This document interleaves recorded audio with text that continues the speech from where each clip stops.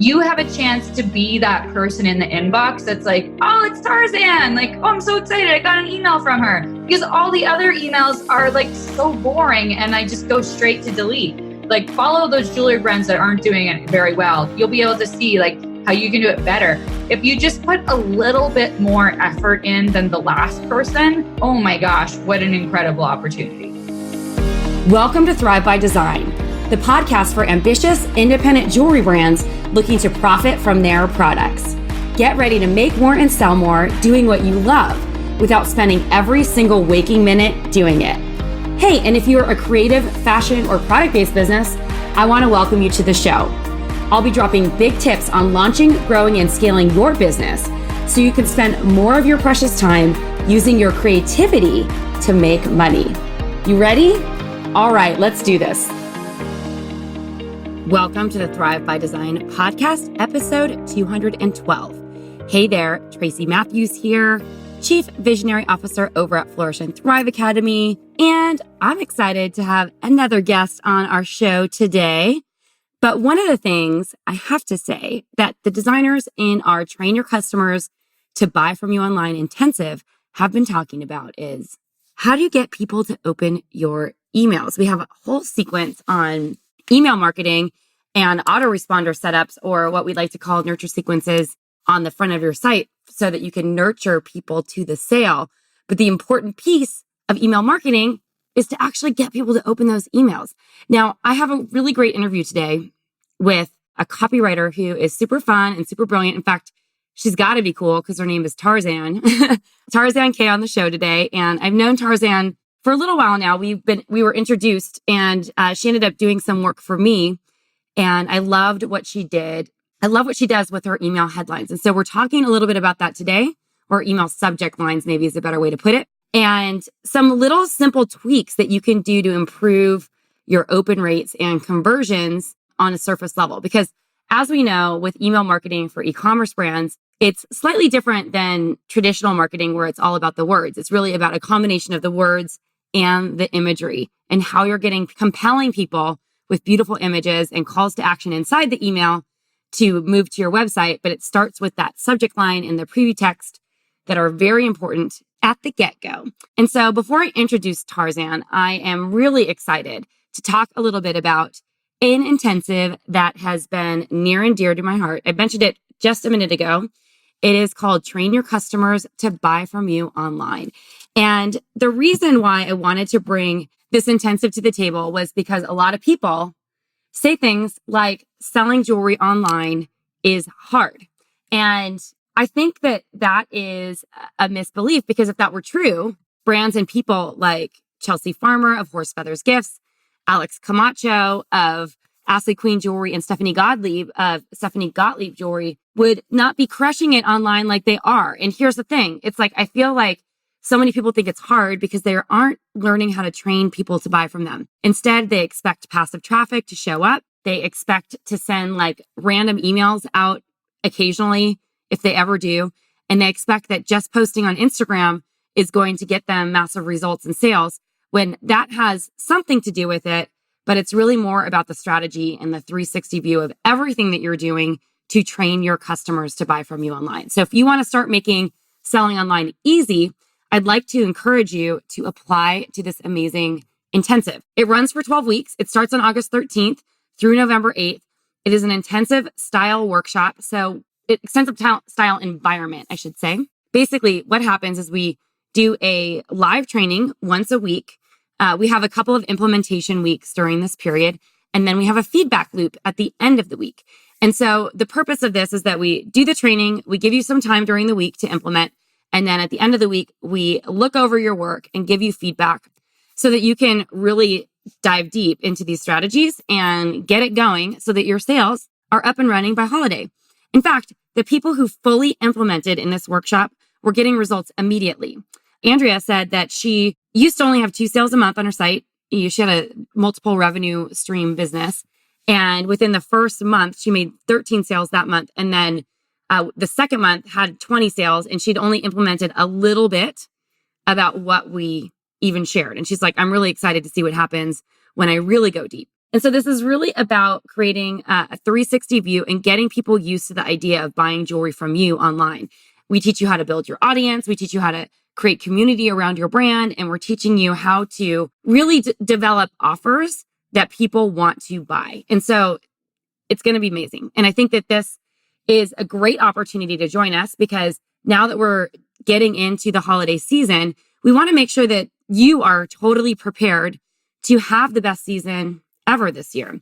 And as we've seen in local news lately, retailers are starting to struggle. I've been hearing from my students that some of the small mom and pop shops that they've been selling to have been closing, and that retailers like Barney's just announced that they might consider filing for bankruptcy.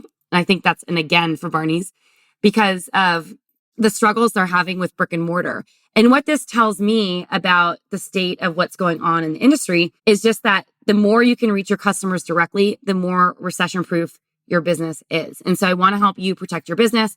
I want to help you continue to have consistent sales. I want to help you increase your margins and sort of 10x your effort so that the work that you're doing to make sales online actually works. And all this effort and energy that you're putting into it is not for naught. So you in? Okay, if that's a heck yes, give me a heck yes. You can even say it. You can head on over to flourishthriveacademy.com/train my customers. And we'll also have a link in the show notes. And if you apply and you're accepted before July 31st, you have an opportunity to get a free website review when you enroll. So we are offering this to early birders. Since we're starting August 13th, we still have a little bit of time here. But if you get your application in ASAP as you're listening to this, because we only have a couple days left of this month, you get accepted, you will get a free website review, which is a $500 value from either Jess or Aaron, who are our conversion specialists over at Flourish and Thrive. So very excited about this. And I'd like to invite you to join. So you can go to flourishthriveacademy.com/train my customers, or you can head on over to the show notes and we'll have a link right there. Looking forward to supporting you. Okay, let's dive into today's episode with Tarzan. Tarzan is a launch strategist and a copywriter who specializes in fun to read, more than addictive, Game of Thrones launch copy, or Game of Thrones style launch copy, I should say. She also helps freelancers and service providers package up their magic and turn it into products that sell. And while Tarzan actually works more in the content creation world, I wanted to bring her on because I do think that in order to get people to open up your emails, you need to have good subject lines. And we're going to talk a little bit about some of her tips to improve your email marketing. So let's dive in. I'm really excited because I have a guest on the show today, Tarzan Kay. Tarzan, welcome to the show. Thanks for having me, Tracy. I'm excited to be here. Well, I love talking about writing and copywriting in general, email newsletters, getting people to buy from your not from your newsletters, from your emails that you send out, but writing things beyond just newsletters to be able to sell your jewelry. And so that's what Tarzan and I are going to talk about today. I first met Tarzan. How did we meet? Was I introduced to you through Selena Sue? It must have been through Selena. Yeah. I don't know. Because now I see we're in this spider web of people who know each other. Yeah. Now it's like we worked with you for some copy that we were doing. And I love the way that you wrote and you were really able to capture my voice. And I know that you've worked for a lot of different people. And now you do launch strategy for courses and products, which is a little bit different than e-commerce. But I love the way that you write and you're really an expert at email. And so I wanted to have you on the show to talk a little bit about that. Cool? Yeah, cool. So tell us a little bit about your background. Okay, so just in terms of like why I love talking about email, and I'll tell you a bit about my background in a second. I'm not good at social media. I don't have a marketable Instagram. I don't like all the things. I don't do 90% of them, but I do email and I do it really well and it supports my whole business. So I'm just like so passionate about this because I see most people, like whatever type of business they're in, they're usually underusing email. And we work so hard to like get these subscribers and like, set up all this stuff so that we can get them in. And then often it's like this big question mark, like, okay, now I have them. So what do I do with them? So I started my business about 3.5 years ago. And I would say about 6 months in, I committed to emailing my list regularly. And at the time I was doing copy. I wasn't very niched. I was writing copy for websites and like basically whatever anyone wanted me to do. So it took a couple years to like niche down to only doing launches and emails and sales pages. But part of the way that I decided to niche down was because I was doing email for myself. And early on, I committed to emailing my list biweekly, so every 2 weeks. And then after doing that for an entire year and not really launching or offering them very much, I was basically just building a relationship. After a whole year, I finally put out an offer. And it wasn't even like that big a deal. I had a baby due and I was like, I need to like hustle some private clients. So I'm just going to make an offer to my list. Why not? Never tried that before. So I made this list. And at the time I was working for clients at a day rate, which was like pretty not cheap. I think it was at the time maybe like $2,000 a day. And I said, you book me for a day, you can get a second day at half price. So it was a great deal. And all these people came out of the woodwork that I guess had been following me.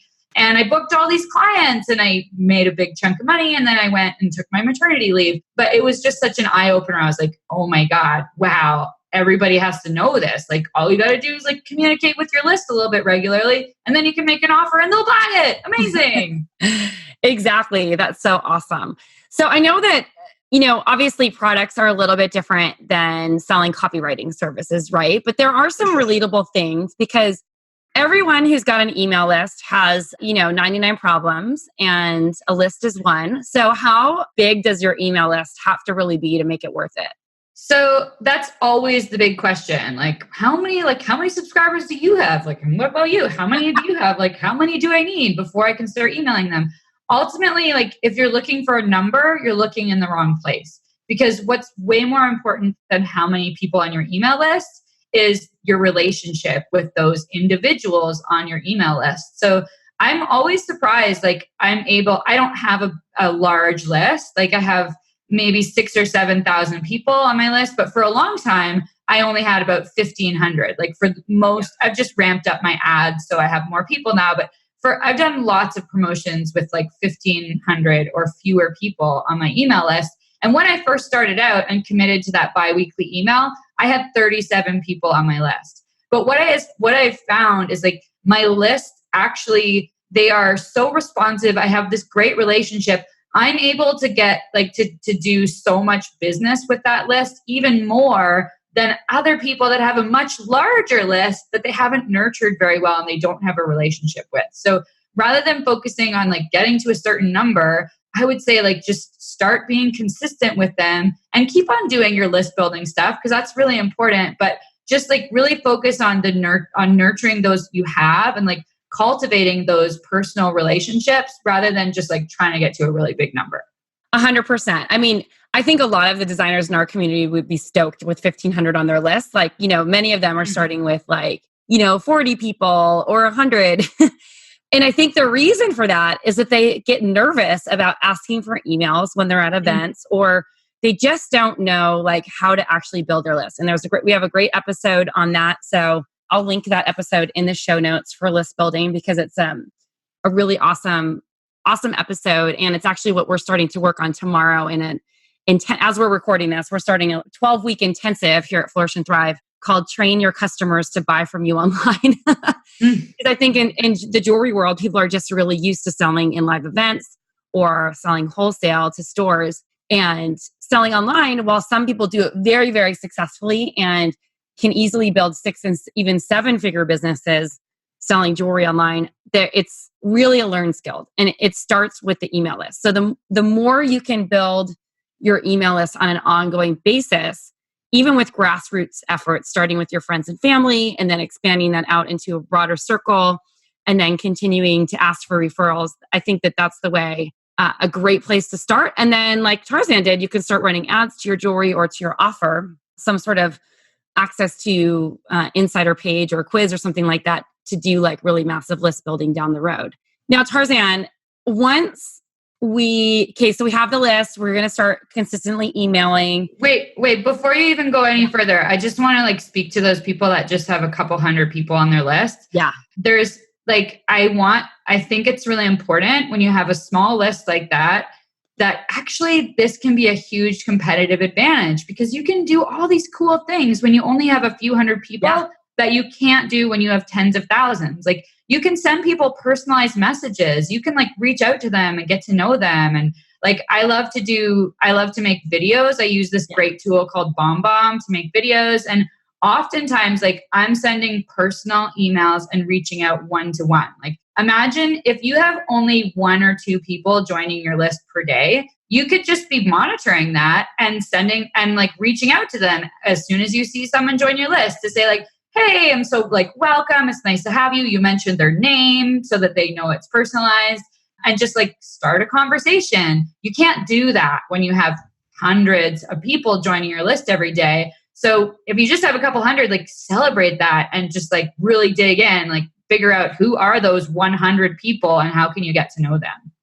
Yeah, exactly. I think that is a great, I think that's a great strategy. One of my favorite strategies, especially when you have a small list, and I pull this from the internet marketing world and it works so well in my jewelry business, is I just ask a very simple question at the end of any email that I send. And it just says like, hey, tell me what you're up to or something like that. Well, another great place to put a question is in the welcome email. So if they signed up to your list to get something free, or even if they just signed up to your list and you say, hey, here's who I am and who are you? And ask them a question. When I had in a nurture sequence for a long time, I had a question like something like, what's your biggest struggle right now when it comes to growing your business? And that always gets really good replies. And not only that, but it helps me get to know the people on my email list. Yeah. I don't know that jewelry designers would ask that same kind of question. Right. It could be something related to jewelry. Like what's your, biggest frustration when it comes to styling your jewelry? Exactly. Out jewelry for an outfit or something like that. Mm-hmm. Totally. Cool. So I totally lost my train of thought about what I was going to ask you, but let me circle back because I was saying, okay, so the next step is, we have this list, we're nurturing them. How do we get people to open our emails? So, oh my gosh, this is definitely the $1 million question. And you want to really like start thinking about your subject lines because ultimately it all goes back to the subject line and even the from name actually. So let's start with the from name. And I'm really interested in your particular e-commerce advice here because I work for a lot of personal brands. Yeah. But what I will sometimes see people doing is like they'll send out an email and the from name is their company, which could be, I don't know how that would work for e-commerce, but I always tell people like, even if you're a company, maybe just say like, Tracy at Flourish Thrive Academy or like Tracy at Flourish and Thrive, or like rather than just saying Flourish and Thrive, just to like make it a touch more personal. But before I go on to subject lines, what do you think about that? I think all the emails for Flourish and Thrive come from me. I think for a jewelry brand, it's good. But I think the best thing to do is to test different options. So you can change that in your email CRM is you can have it personally coming from you. You can have it coming from you at your company. You can have it coming from your company and then see what gets a better open and response rate because that will be the indicator. If you can do like some sort of, I know that there's a lot of ways to split tests in different CRMs, whether you're using Klaviyo or Omnisend or even MailChimp. And now that MailChimp doesn't with Shopify, it's like people are leaving MailChimp with like a mass exodus, but it's unfortunate because that's what we've been like telling people to use for years. Oh man. One thing about testing is like when you have a small email list, like let's say it's only a few hundred people, it's hard to get reliable metrics. Like until you have a few thousand people, you might not, like it might be a little bit difficult to tell. So let's say you have like 200 people or less, and I don't think that's enough to test, but definitely know that that's something that has to happen as your list grows. The only thing I would say not to do is to use your own name if the brand is your website, like, or on your website is your brand. So let's say I go to flourishandthrive.com and that's clearly the brand. And then I sign up to your email list and I get an email from Tracy Matthews. Like I'm not necessarily going to be able to make the link. So as a rule, just make sure like whatever brand they see and they signed up to that email list, it's got to match up on the from name. That's a good call. Awesome. All right. Subject lines though. Yes. Subject lines, like, okay, one just reason in general that people don't send email is because we all think like, well, I'm not good at writing.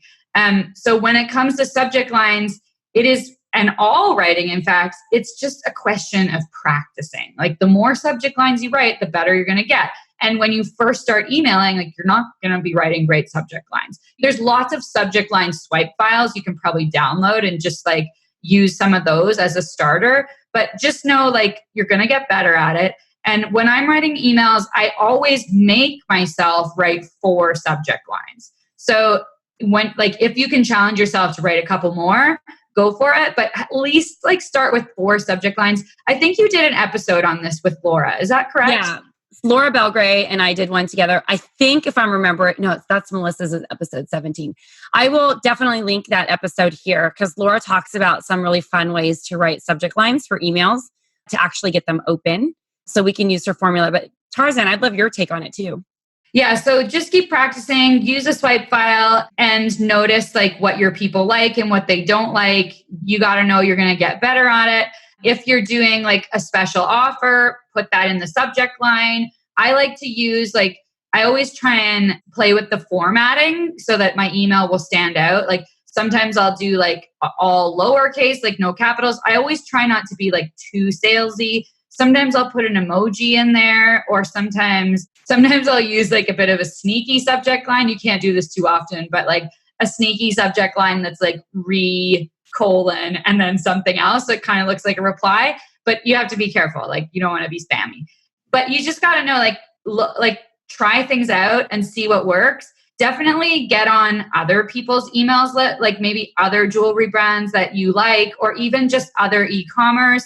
And start like looking, just reading subject lines and emails, in fact, with a critical eye. What you can do, I always recommend people do this, is have an email that's like just to get on people's email lists. Because if it's coming to your main inbox, we're always like sort of on and off email lists, right? And they can really clutter up your inbox. So if you can just have like a Gmail or something, just create a free email address and then put it into a folder so you can just look at those at any time and they're not going to bulk up your actual personal inbox.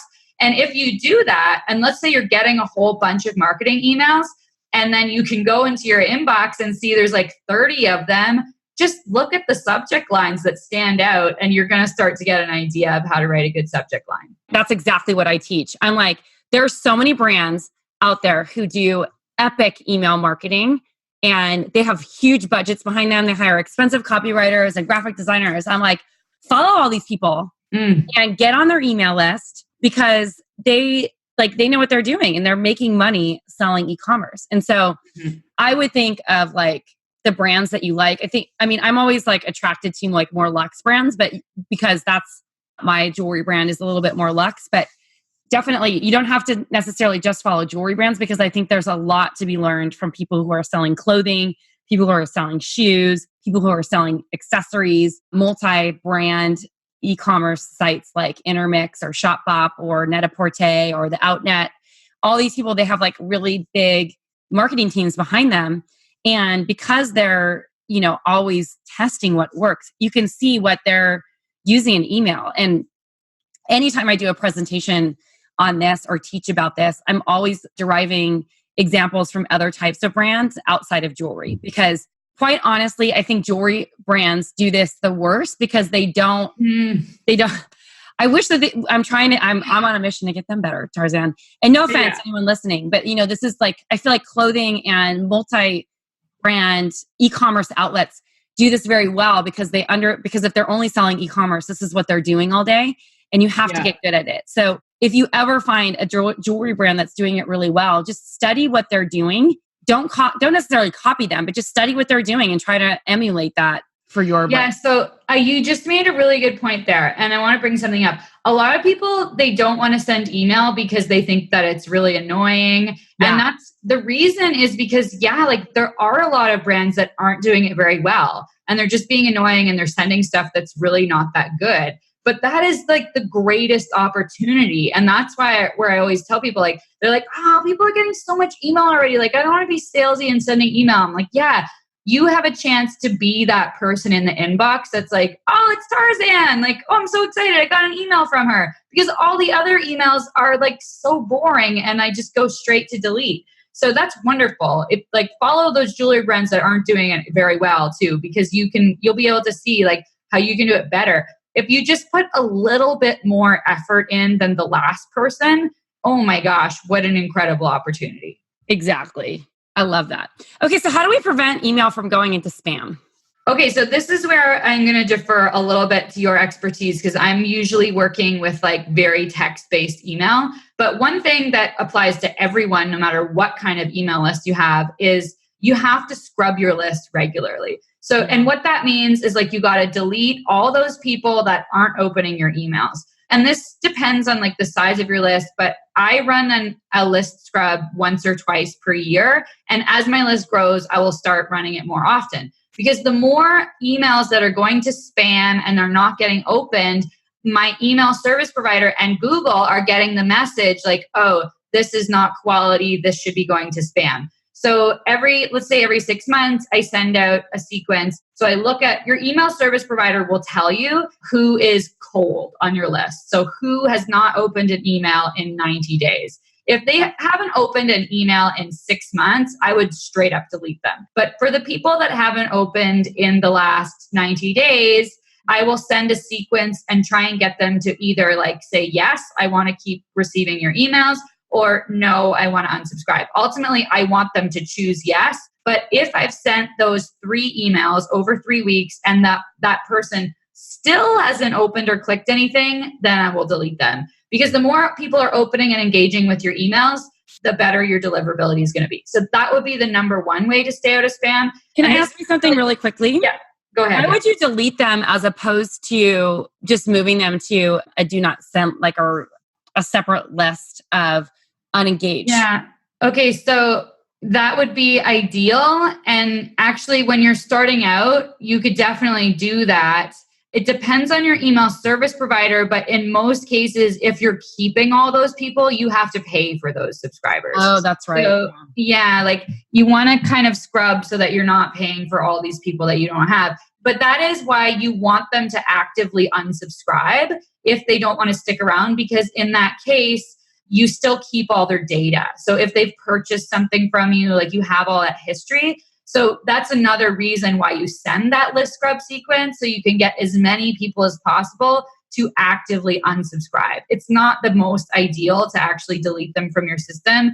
And probably with some email service providers, you can download the data and then delete them. But that's my answer. Yeah, exactly. So how often do you think, in your opinion, do you think people should be emailing their list? So I'm interested in your opinion on this, but ultimately it's like, what are you realistically going to commit to? So for me, when I was starting out and I had 37 people on my email list, I committed to bi-weekly. And I mean, weekly would have been better, but bi-weekly was what I felt like I could do. So I put it in my calendar. It was like, I don't know, Friday at 1:00 or something. Like that was my half hour to write my weekly email my bi-weekly email to my list.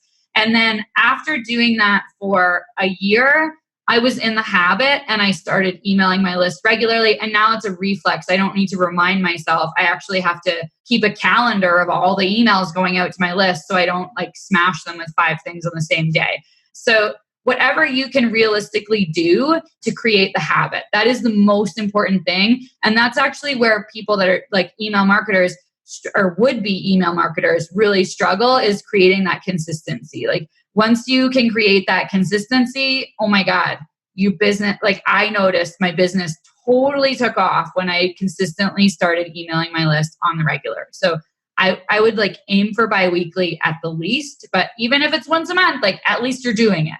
Well, I think the other thing too, it's like, do you want to make sales online or do you not want to make sales? And so you have to email people if you want to make sales. Because if you think about the lifespan of an email in an inbox, it's like the second it goes like down the page view, like people aren't looking at that. And this is why a resend strategy becomes really, really important to unopen. Yeah.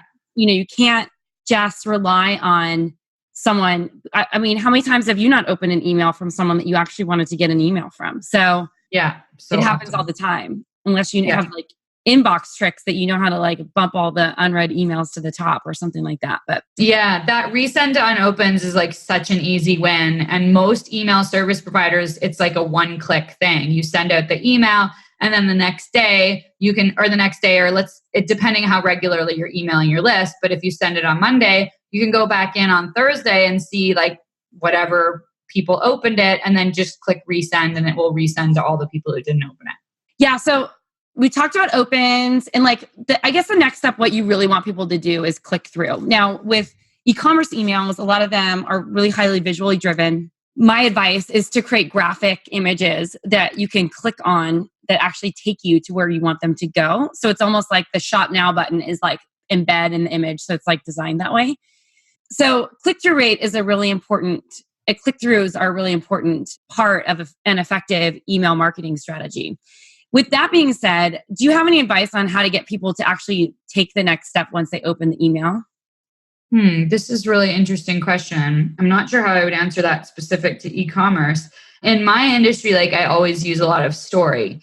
And anywhere I can sort of tease something where they have to click to figure out the answer, that is always super duper effective. So let's say you've got like a special promotion coming up, like you could perhaps like tease a couple of the things. Like let's say you have one particular collection and maybe it's on some special promotion. Maybe just like have an image of like 2 or 3, and then it could be like click here to see what else, or like just try and tease it a little bit. So there's a reason to click through. That's not just like shop now, I have stuff available. Shop now, I have stuff available. Well, like just think like, why would they click through? Like even just giving them a reason, like, you know, the old Xerox study, like, have you heard that, you know, about can I make more copies? So they did this study and, there's someone in line to use the Xerox machine and the person says, excuse me, could I go ahead of you? And like, I don't know, 25% of the time the person will say yes. On the other hand, excuse me, could I go ahead of you because I'm in a rush? In that case, like 50% of people will say yes. And then the last example, like, excuse me, could I go ahead of you because I need to make copies?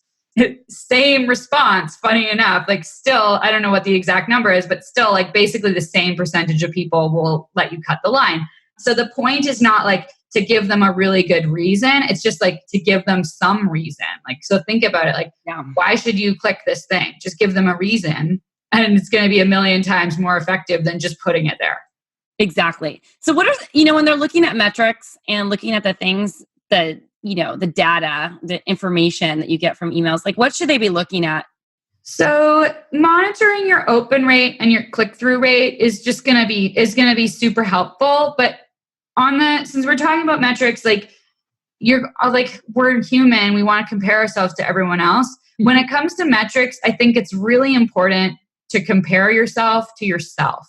Yeah. So if you're looking like, rather than asking like, well, Tracy, what's your open rate? Well, your open rate is based on like how you nurture your subscribers. Also, it's based on the number of people on your list. So if you have a huge list, your open rate is going to be a lot lower than someone that has like 100 people on their list. Mm-hmm. So just like look at your open rate and compare it to yourself. If you had a great open rate like 3 years ago and now your open rate's like not very good, well, you probably need to scrub your list. But also like maybe there's potentially a problem there. So just look at your own metrics, open rate and your click-through rate. Absolutely. Okay, that's great advice. So I think sometimes the first thing people want to say is, can I just have someone else do this? What's your take on that? Well, okay. Again, I want to defer to your opinion on this. In general, I always tell people like, this is really an important skill that you should have yourself. Like a great copywriter, as you know, Tracy, is expensive. And when you're starting out, like your email is a great place to get to know who's on your list. Like, we talked about asking a question, like you should be the one reading the answers and replying. I think it's really important to do it yourself, at least for the first couple years of your business. You can outsource it later when your brand is more developed, but you can't go to a copywriter and expect them to develop your brand voice for you. You have to do that work yourself. And then when you bring on a copywriter later on in your business, when all that stuff is developed, you're going to be able to, like, they're going to be able to slip in and talk like you do, hopefully. But what I see in my industry is like, when people hire a copywriter too early, a really common complaint will be like, oh, I worked with a copywriter, but like, it didn't sound like me. Like they didn't do a great job capturing your voice. And my response is usually like, well, what is your voice? Like how how could they jump into your voice and sound like you if you don't even know what you sound like? So I do think like across industries, like you do need to figure out your brand voice for yourself. So no, I would not recommend hiring someone until later on in your business when it makes sense. Okay, that's great feedback. Yeah, I think I agree with you. I think that I was just talking with a designer yesterday who's joining us for our SOS coaching program, which is our annual or year-long program that we help people with their digital marketing strategy and selling more jewelry online. And she has a very established business, this designer. She's been in business for a long time. She's in all the best stores, but she really struggles being consistent with her online digital email marketing strategy. And she's like, I know I got to do this. And when we were talking about it, I was like, well, look, you can always have like your marketing person step in because she has a marketing assistant who helps her with other things to take some of the calls and stuff like that to help you out. And she's like, no, I have to be there because I have to learn this because I have to understand how to do it so that when I do hire someone in that position more full-time or whatever, I can actually explain it and know what I'm supposed to be doing. And so this is why I think it's really important as a business owner to understand how the process works, even if you're not always going to be the person doing it. Because if you, like Tarzan said, like you said, if you're not clear on what your voice is and you're not like creating a brand, like an opportunity for your brand to kind of tell stories through that brand voice, then it's going to be really hard for anyone else to ever step into it and be able to speak like you or in the tone of your brand. And so this has been awesome. So thank you so much, Tarzan, for being here today. It was my pleasure. Thanks for having me. Where can everyone find you and sign up for your amazing emails? Yeah, well, tarzankay.com. I have a variety of interesting opt-in content, but actually you should just join my email list so you can, as a case study, to see how great email is done. Yeah, and I think that one thing that I love about getting on copywriters' email list is that they write great emails and it's a great opportunity to kind of like be inspired by subject lines and some of the content that they put in the emails. Even though it's very different than our industry, it's a great source of inspiration. So definitely do it. Great. Tarzan, thanks for being here. My pleasure. Thank you so much for listening to the show today. And I'm really excited because I just want to invite you again to join us for Train Your Customers to Buy From You Online.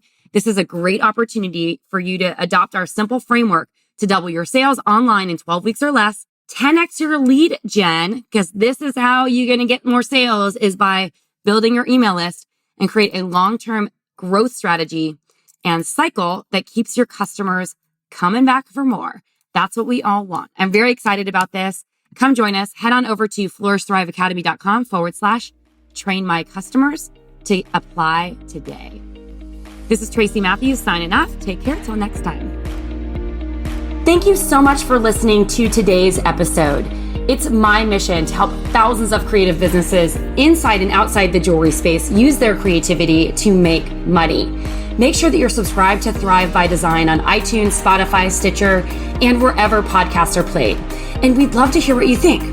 Please rate and review the show. And if you're inspired, please share this with your friends. Cheers to seeing you flourish and thrive.